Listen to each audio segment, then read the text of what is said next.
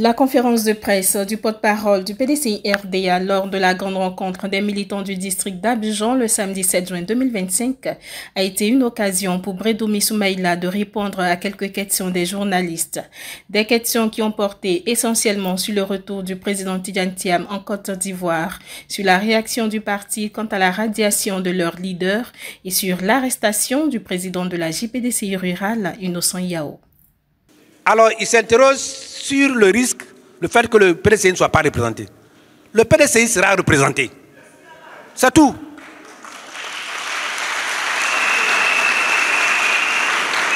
Il n'y a pas de si.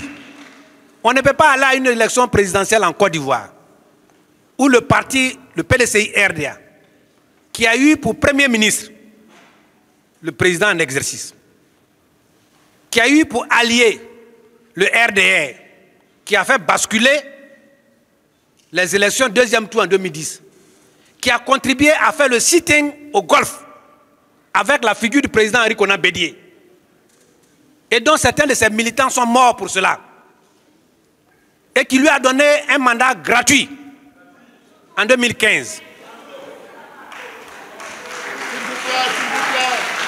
Et donc, qu'aujourd'hui ce parti veut se présenter librement, après avoir été tenté par moult rétractations de faire disparaître ce parti, et que ce parti reste résilient comme vous le démontrez aujourd'hui, que ce parti ne soit pas candidat, que notre président ne soit pas candidat, il n'y aura donc pas d'élection en Côte d'Ivoire, ou ce sera des élections étouquées.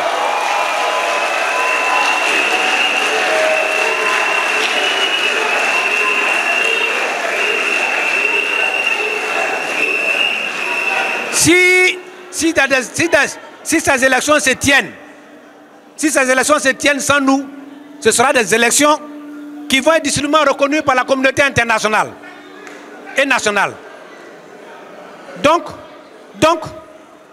enlevons ce côté si. Nous, on n'est pas dans les si, on est dans le direct. Et Thiam sera candidat. Voilà. Merci. Le président Thiam va rentrer bientôt. Bientôt, il y a un temps. Nous sommes en combat politique. Et depuis le 3 mai, nous sommes en mouvement dans le pays.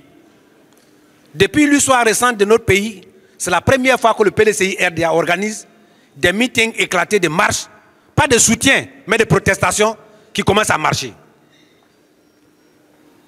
Et nous faisons confiance au peuple et à nos militants. Nous allons poursuivre nos démarches, nos marches démocratiques. Nous allons les activer de plus en plus. Dieu est avec nous. C'est tout ce que je peux vous dire. Maintenant, vous dites qu'on ne fait rien, mais on fait beaucoup de choses.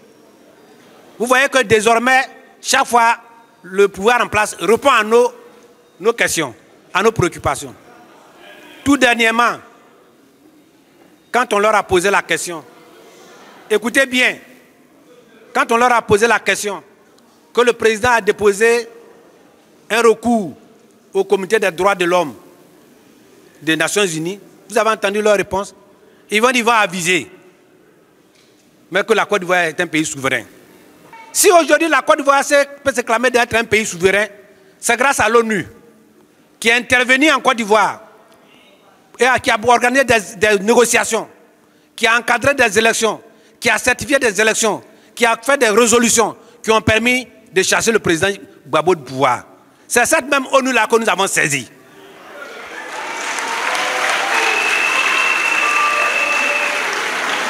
Comprenez que je ne dise pas plus. Merci. J'ai vu sur la toile un des leaders de jeunesse du RDR qui a fait cette déclaration. Ça n'engage que lui.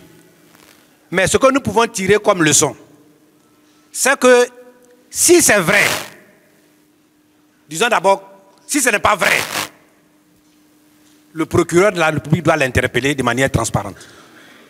Parce qu'il s'agit du chef de l'État.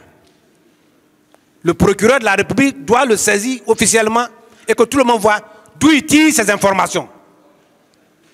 Parce que si j'imagine que c'était un militant du PDCI-RDA, le procureur se serait déjà saisi. Donc nous réclamons que le procureur se saisisse pour nous éclairer sur cette affaire. Si c'est vrai, alors on donne raison au président Tidjane Thiam pour dire que l'article 48 n'a jamais été appliqué.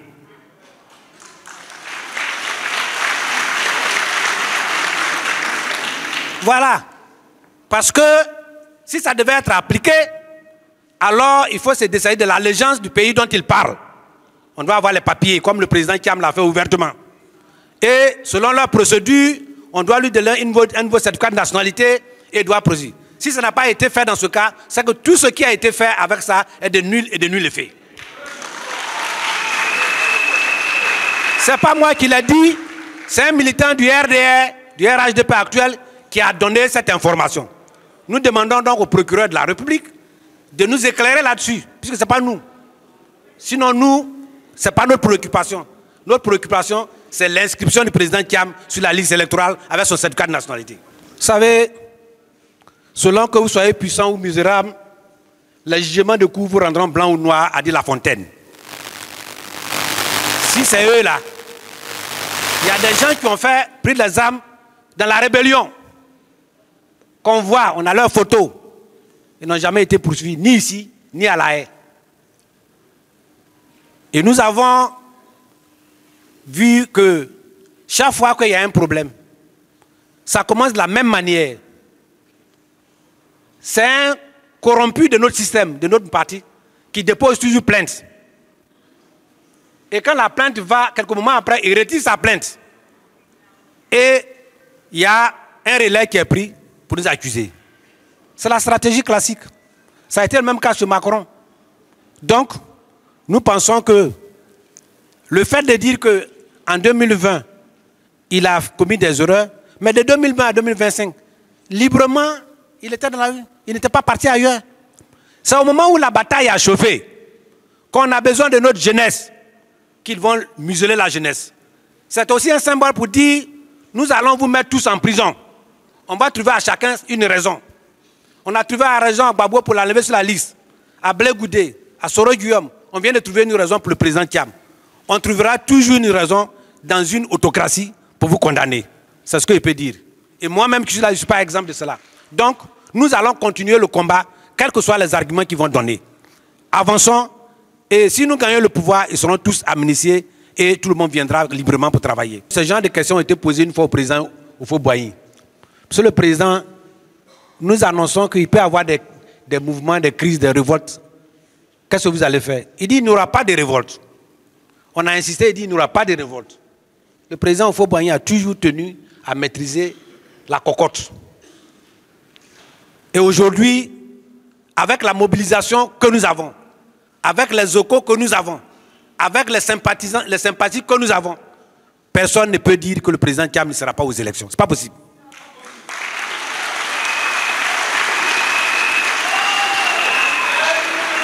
C'est pourquoi nous appelons au dialogue. Nous appelons au dialogue. Le dialogue, le président Houphouët-Boigny l'a dit, que quand on n'arrive pas à faire l'économie du dialogue, qu'il y a la violence, la guerre, on finit toujours par s'asseoir pour dialoguer. Pourquoi ne pas faire donc cette économie? En 2010, en 2002, en 2020, on a toujours fini par le dialogue. En 2002, il y a eu Marcoussi.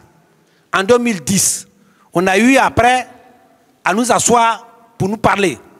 En 2020, rappelez-vous que le 9 décembre 2020, il y a eu le dialogue entre le président Ouattara et le président au Golfe. Et nous demandons au parti au pouvoir, au gouvernement, de faire en sorte que nous fassions le dialogue dans les conditions plus sereines pour qu'on ne perde pas de vie. Il faut qu'on dialogue parce qu'on sera obligé tôt ou tard que tout le monde soit sur la liste. Maintenant, vous avez parlé de saisine de la Cour, Comité des droits de l'homme. Justement, c'est parce que le PDCI avait épuisé tous les moyens de dialogue que nous avons saisis. Sinon, nous aussi, la violence n'a pas de parti. Nobody is born criminal. The society manual.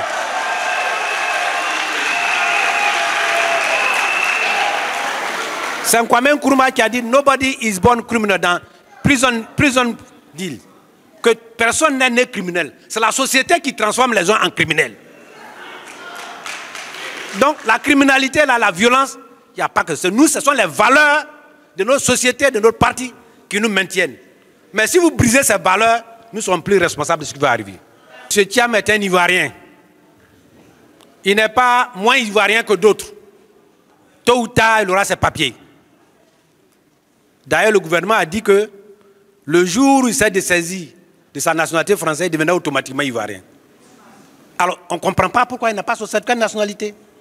Vous devez leur poser cette question. Attendez. Il a voyagé avec ça. Mais vous savez, dans la forêt, nous on est nés dans Brousse. Hein.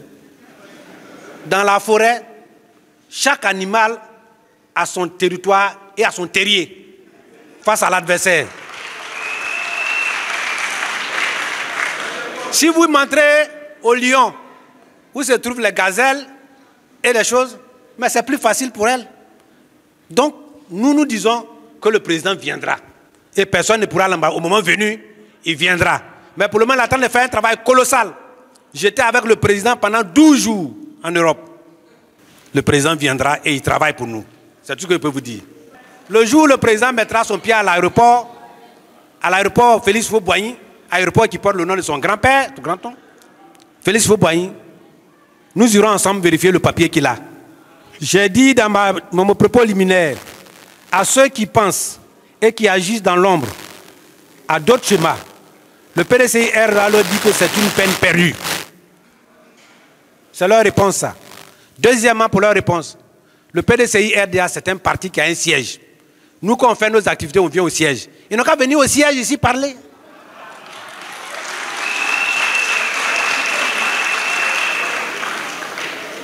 Voyez-vous ça? Maintenant, synergie d'action. Je vais vous donner 2 images. Toutes les images. Vous avez suivi le film qu'on appelle Tchaka Zulu. Comment Tchaka Zulu attaque?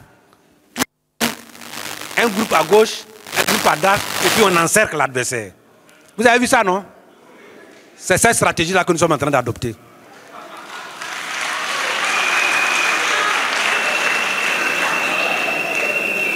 Je ne vais pas vous dire ça. Il y a une autre stratégie complète, mais je ne vais pas vous dire ça. Et cette stratégie est aussi utilisée dans le monde des animaux que j'aime observer. Ceux qui regardent le monde des animaux, on cherche toujours à encercler la proie. Et au moment venu, ceux qui sont en guet-apens arrivent pour renforcer. Donc on ne peut pas tous s'attaquer comme ça. Pour attaquer un front aussi lourd, il faut pouvoir faire prendre une stratégie. Donc c'est une des stratégies. Les autres stratégies ne veulent pas vous oublier ça ici. Et donc je vais vous dire qu'il faut retenir que le président Thiam est toujours notre candidat. Et qu'ils ont peur de lui parce qu'il est effrayant, il a relevé les failles. Donc le programme sur lequel ils ont compté pour miroiter, ce programme inattaquable est détruit. Donc nous continuons notre protestation disciplinée et démocratique. La haute direction prendra attache avec la police pour toutes les commodités légales et la marche que M. Chade vous dit, c'est le 11. Et je vous remercie et à très bientôt.